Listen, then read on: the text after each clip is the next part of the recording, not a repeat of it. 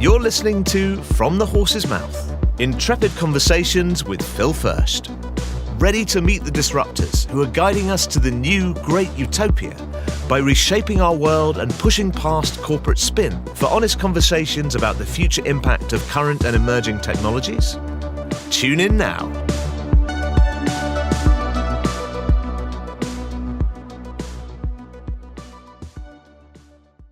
Great. It's great to be here with everybody. You all know who I am at this point. I'm Phil Fersht. And today I'm joined by Gary Bolles, who's he's a futurist, author, thought leader on the future of work, workforce transformation, and my favorite topic, which is the human side of exponential technologies. Gary's the chair at the future of work for Singularity University, and he's also a co-founder of eParachute, which is a platform designed to help individuals navigate career transitions in this rapidly changing job landscape. So I really look forward to hearing, how Gary views, AI as a powerful tool to help energize our businesses and our careers, and not just a co-pilot. I've said a joke, which is actually sadly true, but some CIOs roll out co-pilot these days and claim AI victory. And we all know that AI is really a business conversation before it is even a technology conversation. So Gary, what's your take on AI as a powerful tool? So first off, Phil, I really appreciate the invitation. Looking forward to a great conversation. I do focus extensively on the human side of exponential technologies. Singularity University, as I'm sure you know, was founded on the premise that exponential technologies can have a great benefit for humans. It's not always clear that it happens that way every time. Technology giveth, but technology also taketh away. And the same is true for this thing that we call AI. And I'm sure all your listeners know, but AI is probably a little more of a marketing term than anything specific about any technology. It's a basket of technologies from machine learning to generative AI. And it's a catchphrase, I think, that a lot of us are using to just describe this sort of watershed moment where the technology has sort of leaped forward in terms of capacity. And so, as I said, technology giveth and technology taketh away.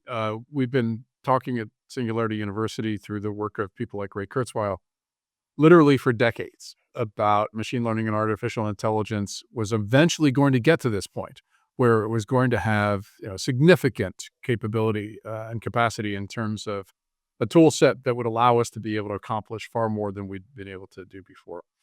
However, a lot of the discussion, a lot of the rhetoric is that it's much more than that. It's a co-pilot. It's a co-bot. It's a co-worker. And I try to urge people to sort of step back a little bit and say, wait a minute. So whenever we go through these technology watersheds, there was this thing called the PC, then this thing called the internet, then this thing called cloud computing, and now we have this bin called AI. Over and over again, the same things happen. It's a new tool set. And we think that it represents a big leap forward in how it's going to empower humans, and it always is.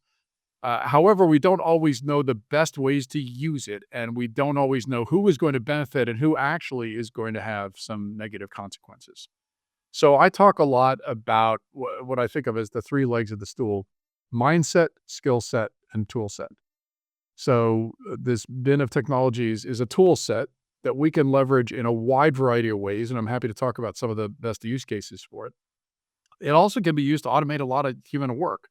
So that's why every human being needs to have a continuous mindset of adaptation and growth, and needs to develop a skill set to be able to leverage that tool set as effectively as possible.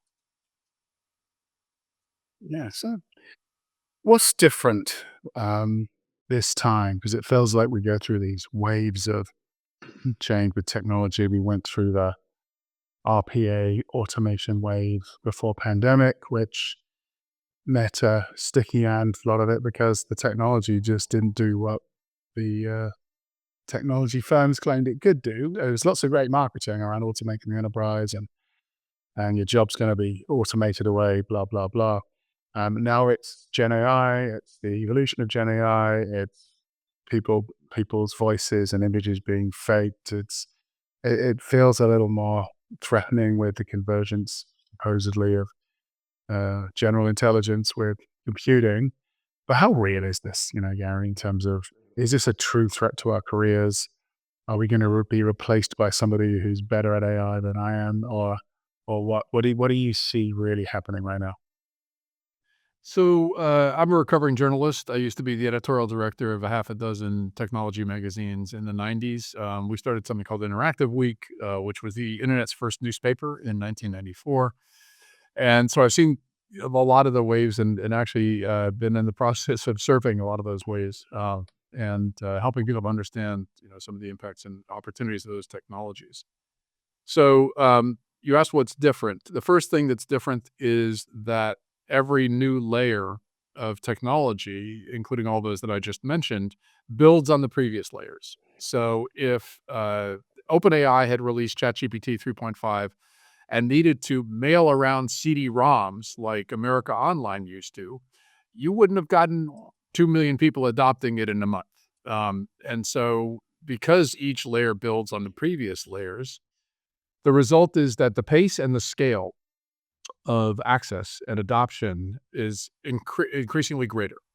And so that means that we as humans, our mindset is typically not able to deal with those kind of hockey stick exponential curves very effectively. And so the first thing that's different is the pace and scale builds on those previous technologies, and the speed and the range of usage is so much greater, so much faster that the ripple effects, those waves, are extremely impactful, just like the waves of the global pandemic were. They ended up having ripple effects through a variety of different industries and societies. Second thing that's different is that uh, they're called GPTs because they have general purpose capacity, and that capacity comes from the fact that these applications are typically trained on gazillions of web pages, databases, and content sources. And so it's a rare watershed in that it's not just access to information which the internet protocols provided, especially HTML and TCP/IP, but it's access to the broad range of content that humans have created at a breathtaking scale, and it has the capacity to synthesize so much of that information so rapidly. We've never had a watershed technology like that in the past.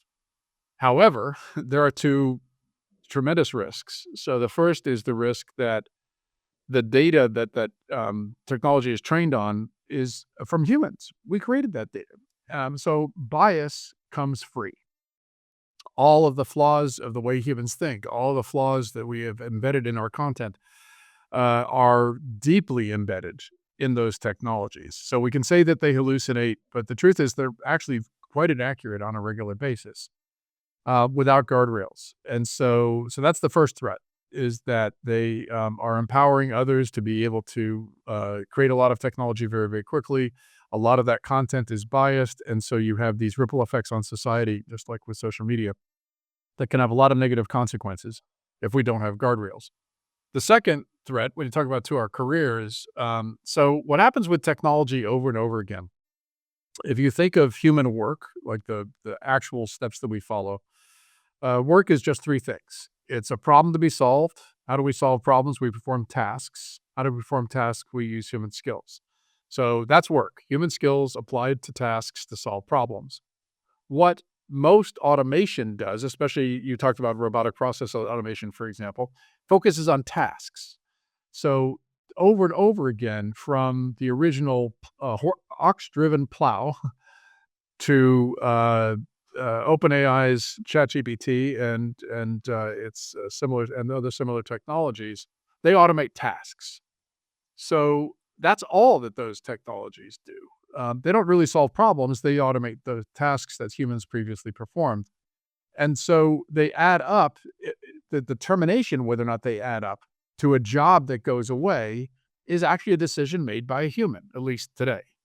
So if you used generative AI in your company and you got 20%, a 20% increase in the effectiveness of workers, that is 20% more time freed up, you have a set of decisions to make. Are you going to give them that 20% to come up with new ideas for the company? That's what Bolles used to do with what they call 20% time. Uh, are you going to use that to help people to have better lives and just not have to work as hard? Are you going to give them a 4-day work week? Or are you going to lay off 20% of your workers? So technology never takes away human work. Humans decide whether or not the automated tasks add up to jobs that go away. That's a very distinct response. It's the old adage of, how do you shave? I mean, when we used to do outsourcing back in the day, it was, hey, we're going to take 30% of your role and we're going to send it to India or wherever to do it at lower cost. What are you going to do with the rest of your time? Then we have the situation now where most people seem to work remotely. And it seems if you finish your tasks by 1 o'clock in the afternoon and you're working from home, what are you going to do with the rest of your day? Whereas if you get people into an office, they'll have to find something to do between 1 and 5 in the afternoon before the boss sees them leave. So is this simply a bit more about motivating people, giving them freedom to be creative, finding different ways to judge people's performance at work, and forgetting a bit about effort? I mean, how is this ultimately gonna play out, Gary? So again, I don't want to make it sound like I either have all the answers or I've seen all of the impacts, and therefore I've got a crystal ball for the future. Instead, what I'd like to say is, I think we see a lot of the potential ripple effects. We see a lot of the benefits and where the technologies are very useful nowadays. And there, the fog is very thick going down the highway. So there's a variety of potential outcomes, different scenarios that we can envision, and then we can collectively decide which ones do we want. So you're right in saying outsourcing was a great example of breaking down the tasks that highly paid humans in developed economies used to do, and then we would throw those tasks over the wall to people in a developing economy that we could pay less. And then companies had a decision in the same way I was talking about what happens when it's automated. Um, so what we've done in the post-pandemic world is I called it the Great Reset, because we had to step back. We had to look at what work is, and especially what jobs are, and make some decisions about how flexible we're going to be. And so I said what work is. It's sort of those three things: skills, tasks, and problems to be solved. Jobs actually have 6 characteristics, and it just so happens it's the 6 W's that Aristotle talked about: what, where, who, when, how, and why. So the what, where, and when were all affected by the Great Reset. The global pandemic changed a lot of what people did for work, where they did it for work, and when they did it for work. And so if you are leading in an organization that has very flexible work, you actually don't care if somebody finishes their work by 1 o'clock or by 9 p.m., except that you want them to have a meaningful life. Because if you have the right kind of agreements between you as to what the work outcomes are, the problems that you've solved, as opposed to just the tasks that you performed, if somebody gets their work done in an hour versus 8 hours, then awesome, you have a discussion. Are you going to say, great, you take the other 7 hours off? Or are there other things that they could be working on? Or could they be helping others who are not able to do their work in an hour? Those are all discussions. But if you bungee cord back to the old rules of work, and you think that work is only happening if it happens in front of you, I call that management by surveillance, then you have a particular kind of relationship with a worker that I think you need to ask some questions about. And instead, if what we want is every human being to have access to meaningful, well-paid work, and we want them to be solving fascinating problems, what you just pointed out is, if you think of the tasks that people are performing is sort of a landscape, like a magic quadrant. And down the lower left, it's boring and repetitive stuff that nobody really wants to do. Yes, that's what's going to get automated. And if the upper right corner is really fascinating, interesting, one-off problems to be solved over and over again, that's where humans thrive. And so if we think of the tool set as just replacing a whole bunch of humans and moving more and more into the upper right quadrant because it's cheaper, then I think we've missed something. And if instead we think the tool set as helping people to move up into the upper right quadrant and solving more and more fascinating tasks, and we have the agreements in place where we don't care exactly how long it takes them, we want them to do it in the most effective manner, then I think that everybody benefits. The organization benefits because it gets extremely effective workers, and the workers benefit because they get more and more interesting problems to solve. Interesting. It sort of brings into play what is the purpose of full-time employment beyond just doing tasks. And I talk to various colleagues who run consulting organizations, for example, and one of them said he gets more value from his contracted staff than his full-time staff. Because the minute you have a full-time staff into your company, they suddenly have this whole different perception on what to do during the day, what motivates them. Whereas if you have a contractor, they have a task to do and they want to deliver it with excellence so they can get the next task and the next task. And it does beg into question, what is the future of employment versus people just becoming very talented individuals who are paid to do specific roles, right? So you brought up a couple of fascinating points to me. So the first is I mentioned bungee cording back to the old rules of work. What is full-time work? Well, why is it 5 days a week? Why is it 8 hours a day? Well, it turns out that 5 days a week comes from one factory in the northeastern US, right near you. There was a garment factory 100 years ago.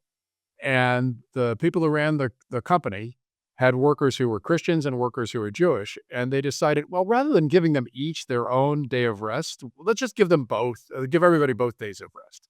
One company. And it affected the world. And you're going to go do a startup now. Wouldn't you just have people work Monday through Friday? Why? Why those days? We bungee cord back to these old rules, and then 8 hours a day or 10 hours or whatever the rule is in your country actually came from a lot of attempts, both in Britain and in the U.S., to try to just make, especially for factory workers, to try to limit the number of hours that they could be forced to work for the same wages. And so these are old rules of work. And so that's the first, I think, fascinating aspect that we're talking about is we need to be intentional about these things. We need to question, well, why would we do this?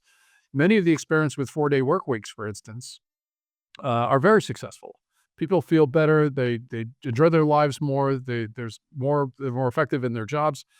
But the country of Greece, where I was just lecturing a couple weeks ago, they have just instituted a 6-day work week for certain kinds of industries because they feel they need to get, as you were saying, more value. That is more.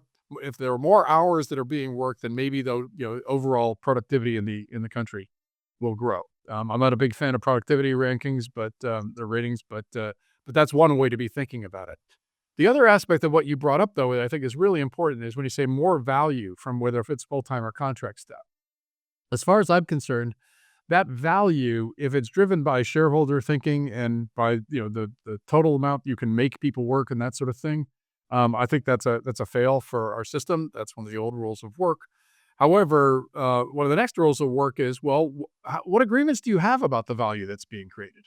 So maybe those full-time workers are doing other things like building social cohesion in the organization. Maybe they're staying in their jobs longer. Maybe they're more loyal to the organization than those contractors who could walk away tomorrow and suddenly you wouldn't have access to their work anymore. So a lot of it is just not just the hours that people are putting in or what their output is. It's what are the agreements between you and those workers as to what effectiveness looks like. And if you co-create that, then I think everybody benefits. You get a much, much better work environment. You get much more focused, energetic people. I'd also argue that in many organizations, we don't yet even really understand how to construct work roles. We tend to have very traditional approaches of these boxes with job descriptions focused on tasks.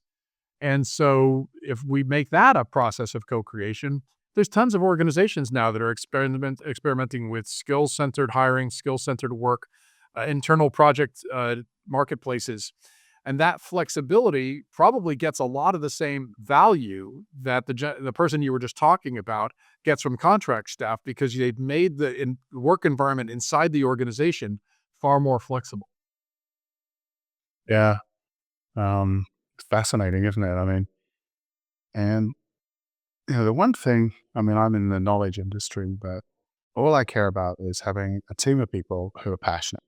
If you get up in the morning and you're just happy to be here and you want to, the excellence of what you do, my job is to sell smart people to work and do smart things. So I just want to be passionate and motivated. And part of that, I feel, is when they collaborate well with other staff in the business or outside of the business, when they're actually spending more time interacting with other people and less time doing maybe mundane routine work of just blah, blah, blah, and that's, I feel, where, one, I get my team into the office 3 days a week and we make sure we do fun stuff in the office. It's fun. We stare at each other around the room and think, hey, we're back in the office now. Let's talk about some stuff. That's where the ideas come. That's where the magic happens. And that's where I think the biggest challenge for leadership is today is how do you drive these behaviors within your organization? How do you, one, get people to be more collaborative and more excited about what they're doing? And then two, how do you get them to, we call this lovely phrase, we use this lovely phrase, unlearn, but how do you get people to learn new things, learn new ways of like using ChatGPT, for example, or a Claude in the workplace where you can actually analyze data way smarter than you were before. You can literally put Excel flat files in and it pumps out your charts for you. It's like, saves you days of time, gives you more time and freedom and the ability to do other things. So as we look at the future and we look at these tools which can empower us, how do we drive different behaviors from our people so they are more curious, they are more willing to say, hey, let's stop doing it that way and do it this way? I mean, what's your advice from your experience over the years, Gary?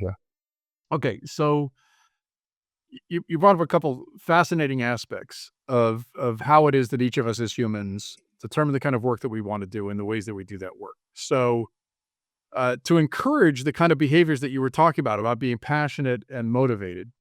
So what we find is, you mentioned that I'm the co-founder of a company called eParachute.com. Well, that comes from the knowledge of a book called What Color is Your Parachute, which is sort of the world's career manual, 10 million copies in print. Just so happens it was written by my father. I was trained as a career counselor when I was 19 years old. And what we learned from 50 years of my father's work is that it begins with self-knowledge. The more you know about yourself, the more you understand what motivates you, the more you know what your North Star or Southern Cross is, what pulls you forward in your work, that you can be passionate and motivated about, the better you're going to be able to be contributing to the work of an organization or a team. The second is that each of us need learning goals.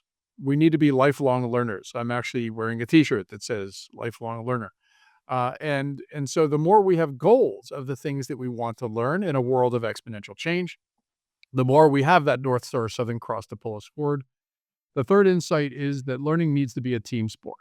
That is that the more you can mentor others, others can help to mentor you. People who are farther along on their learning journeys in whatever you want to learn.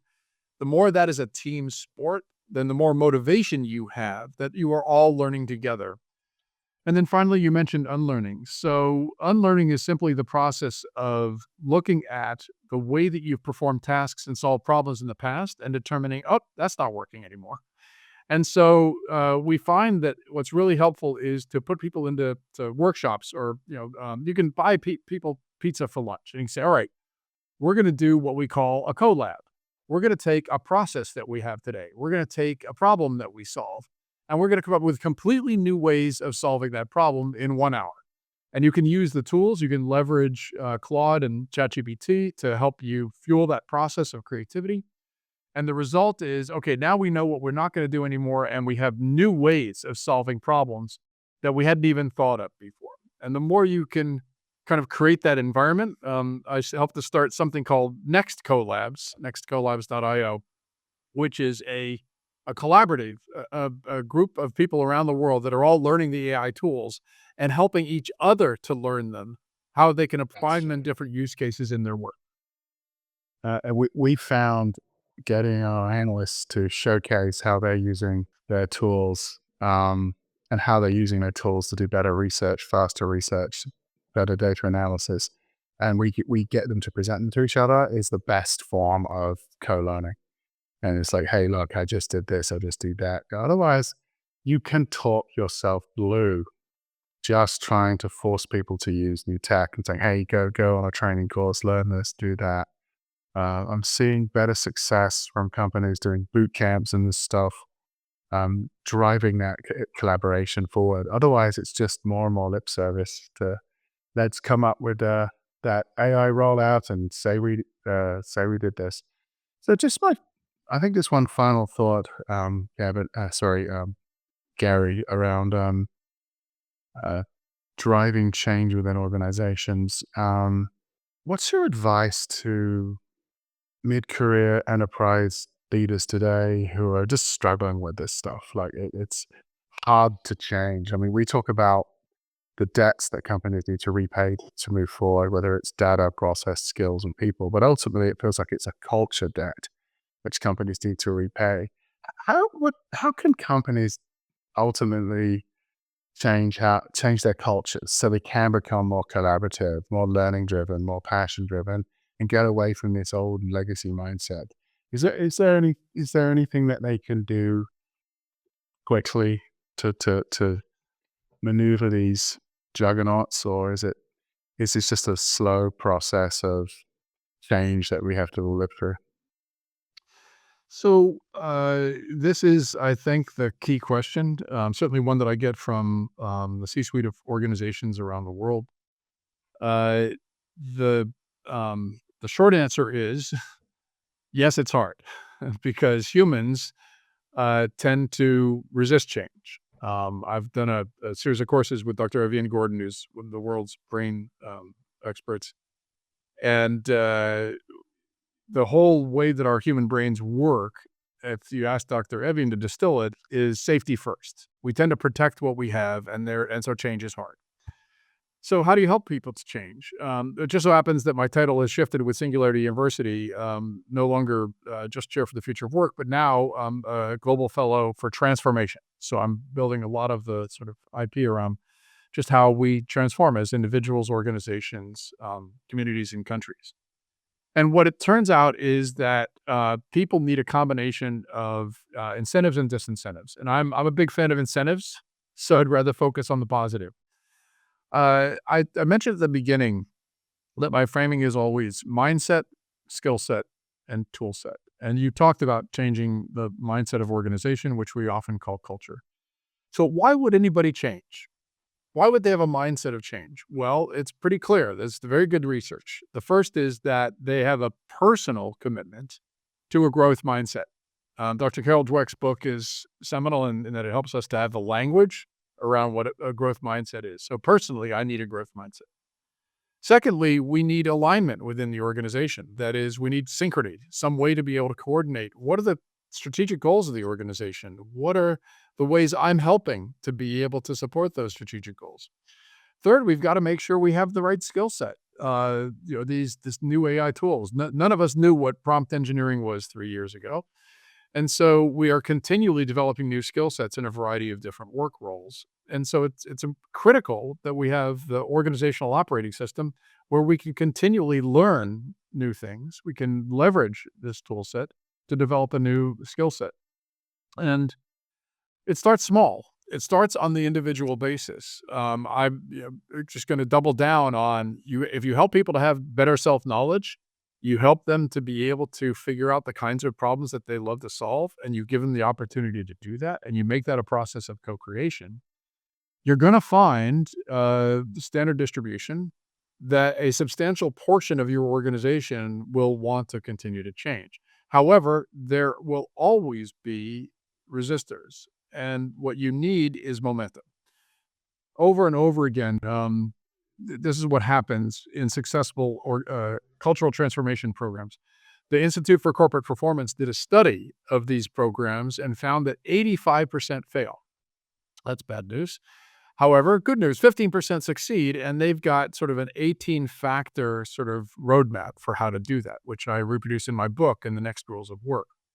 And so it's really, really important that people who are trying to catalyze change understand that operating system, understand how it is that people do change, and give small opportunities for people to do mindset shift, to do change mindset habits, so that they can actually have the organization all rowing with their same oars in the same direction. Yeah. Well, thanks, Gary. This has been a really insightful and challenging conversation about how we can change our ways of doing things and how the future work is starting to take shape. And I think someone said to me recently, the future work is unsettled.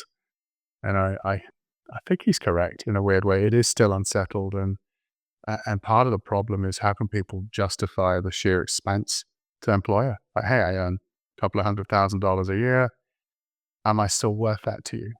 And I do think people need to really try hard to bond with their employer, so they understand what those outcomes are. They understand how to foster a change mindset, a learning mindset to be effective. So, I mean, it's fascinating to think about these issues, and I believe you'll be coming to our summit in New York in a few weeks, and I really look forward to hearing more of your views then. So thank you for your time today. Absolutely. No, really looking forward to it.